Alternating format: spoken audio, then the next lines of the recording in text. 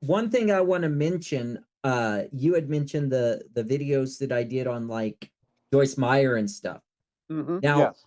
in those videos, I took quotes from here, I took quotes from there. What I was Mhm. trying to do for people is I was Yes. trying to piece together that you could see that this was not one-time mistakes. This was Yes. not one time of, oh, Hmm. I accidentally said the wrong thing. Like, I'll give Yes. you an example. Exactly. Uh Hmm. my pastor, this was when I was at the Word of Faith Church. One time he was doing a sermon and he talked about how Satan does not just show up at the foot of your bed and say, I'm Satan, worship me, right? Hmm. He Yes. shows up as something you want. He shows up as an angel of light. Yes. Well, a Yes. lady walked in right as he said, I'm Satan, worship me, right? So what she Oh, heard and what was really said was two different things. yes, exactly. But what Exactly. what I wanted to do with those videos is show you that year after year, time Hmm. after time, Yes. these people consistently will go back to these Hmm. unbiblical, heretical Yes. teachings.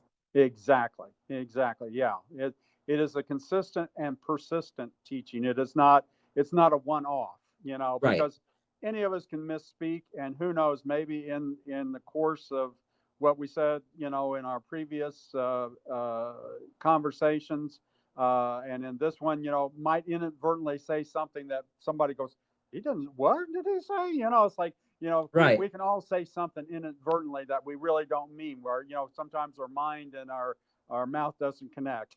Yeah, for So sure. that happens to everybody, so like I say, Yes. I'm willing to give the benefit of the doubt to a lot of people, but that's why we're looking at this book, because when you see something that's written like this is like, when somebody takes the time, not that there can't be printing errors or something like that, but when somebody takes the time to print this out, and they have more than one edition of this means they're putting this out there. This really stands for what they believe Right. in, This is what they and believe. yes, and so that's why we can take a good look at this book. Yeah. So all of the books in the New Testament except one have warnings against false teachers and false prophets and everything else. So this is something we're supposed to do. We're commanded of the Lord, and we don't, to me, it's like, I think one of the things too, we don't want to sit back and watch the wolves shear the sheep. We want to step in and say, well, wait a minute, type of thing. And another scripture, that I used in my notes, which was Matthew 24:11. It says, and many false prophets will arise and lead many astray. And then, that's what I believe has happened here, with the word of faith, thing.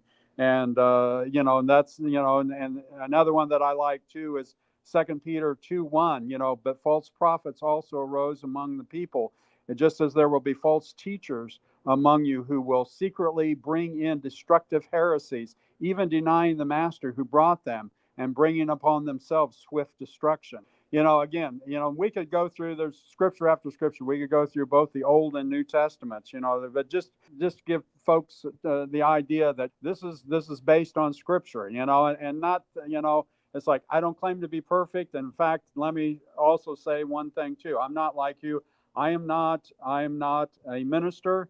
I'm a layman. I'm a concerned layman, but I have learned a few things in all my years. It's like, I'm over 70 years old, and I've studied this stuff. I come at this from a point of view of history, and that's my field, is history. I'm very, strong in that. And that was also, believe it or not, also one of the things that you might say helped pull me out of this as well, because you also realize history is just like, studying the word and studying these things, is that there's differences of opinions on a lot of these things, and we've got to look at differences of opinions. We can't be afraid of them.